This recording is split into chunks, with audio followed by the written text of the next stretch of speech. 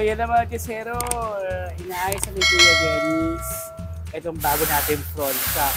But wait no mga Kisero, no, dahil magpapalit na rin tayo dito ng plate, itong disc plate natin. From this to this. At syempre, available din yan dito sa Yellow Star at sa TikTok ni Ma'am Shobe. Ma'am Shobe, nasabi mo sa akin kasi, itong plate ko ilang taon lang papunta na ng Kalawang to. Kasi yung mga ganitong display, like stock, buta, and lightened, majority niyan gawa yan sa bakal. Okay. So itong part na to, walang problema kasi nadadaanan ng brake pad. Hindi yan kinakalawang. Correct.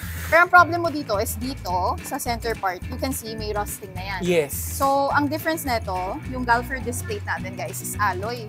So mas makapal na yung alloy material and anti-rusting siya. Hoy. So example, ito gagamitin na rin natin ng stainless bolt yan para eventually hindi ka magkakaroon ng problema sa lost thread ng mugs mo. Kasi pag tumagal pa to, ang mangyayari dyan, yung mekaniko mo next time, mahirapan sa pagbabaklas nito. Pero for disclaimer lang, sa viewers natin, kahit naka-budget mo is stock disc ka lang, wala ka pang budget pang big disc, okay lang, yung front shock natin is lahat pang stock lang talaga yan. Okay. Naisipan lang talaga kasi natin i-upgrade siya ng konti. Kasi nandyan na rin nabaklas na rin Okay. So para sa may ibang viewers na mag-question, ma'am, pag nag-big disc ba ako, pwede din ba yung big disc natin? Yes, pwede din siya. Pwede. Yes. Stock or big disc pwede. Okay. Pero Ma'am Shobe, matanong kita, sa mga ganitong plate po ninyo, magkakano po yan dito? Normally, bentahan sa Caloocan, mga 1.5. Pero when you check out sa TikTok store namin, makikita nyo, with voucher, 800 to 600 pesos na lang siya. Laki ng ng baba, no? Alloy disc na kasi. If you think about it, magkano normally binibenta yung ganitong disc sa mga store? 500 pesos. Correct. Konti na lang upgrade, alloy disc Alloy ka na. no? So talagang hindi ka na talaga mamroblema, nakalawangin pa. Tama, tama. Ay, ako, sa mga Kisero, tingnan nyo, kumpleto rito talaga sa Yellow Star, mga Kisero. Sa TikTok, pwede rin po kayo umorder doon na sa lahat naman ng mga gustong makita ng actual, yung mga motorcycle parts na gusto nyo bilhin dito sa Yellow Star, open po sila from Monday to Sunday from 9 a.m. to 5 p.m. O minsan, umaabot pa lang 6 o'clock. Depende sa gawa Oo, nako. I-follow nyo lang po ang TikTok nila Ma'am Shobe, ang Yellow Star. Ma'am Shobe, every night na bang nag-live? Lagi ko napapansin sipag mo Totoo lang, feel nyo lang every night. Pero feel ko hindi Parang once, thrice a week lang ako nagla-live sa gabi. Totoo lang. Pero sabi ng ibang viewers, madalas na ako nakikita talaga. Pero balita ko, ma'am, no? Kumbaga parang talagang best-seller talaga yung mga produkto ninyo na binibenta ninyo kasi number one, 100% legit. Yes, original, legitimate. Makita niyo talaga nagdi-display ako ng mukha sa live namin.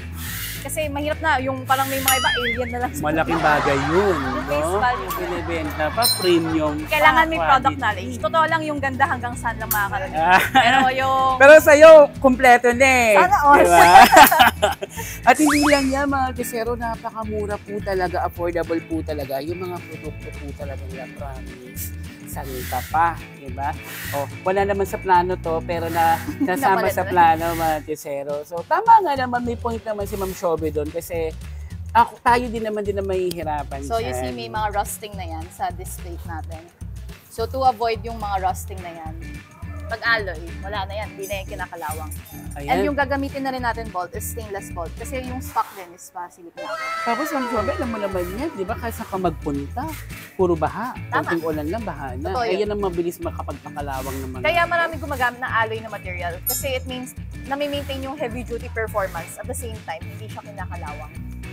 Ay, bakal heavy duty, yun nga lang, kinakalawang. Correct. Kaya we avoid that na. So, tumatagal talaga. Parang si Coco. Yung tagal na ni Coco sa akin. Upgrade na. Ito, mga stainless bolts na gagamitin natin. Para it will not rust.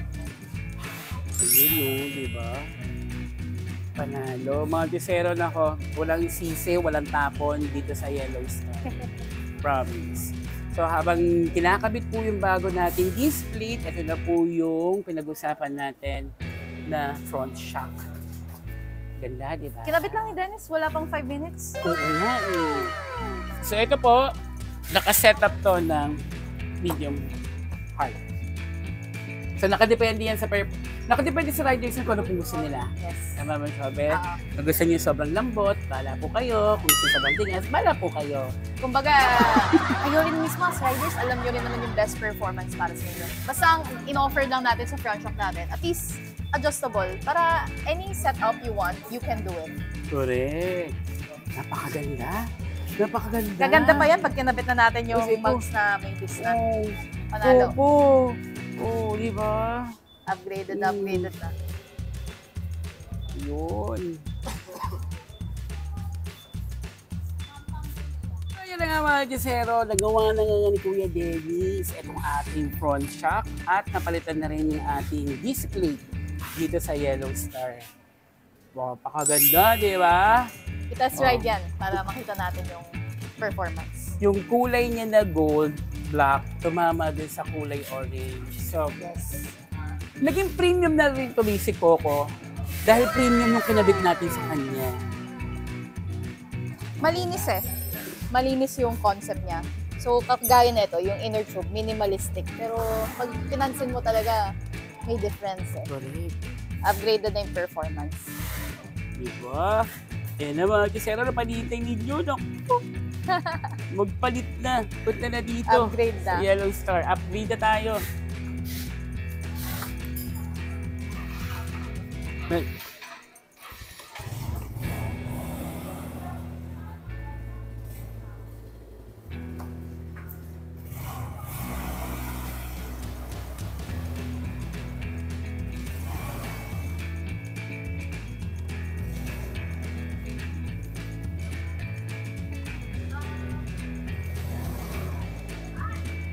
Malaki talaga yung diferensya talaga nung una at ngayon. Nakita ko yung laro niya. So, kasi yung una talaga, as in talagang sobrang sira niya na. Parang nakalubog na ako sobra. Pero ngayon, nagustuhan ko siya. Medyo tumama din yung aking handlebar, no? Hindi lubog na lubog talaga ako last time. Pero gusto i-adjust, pwede ba? Pwede, di ba? Ako okay na ako dito sa pati medium hard. Tama yung ginawa sa akin ni Kuya Dennis. Alam niya yan eh. Oo, okay ito. Okay ito. Okay na to? Beautiful.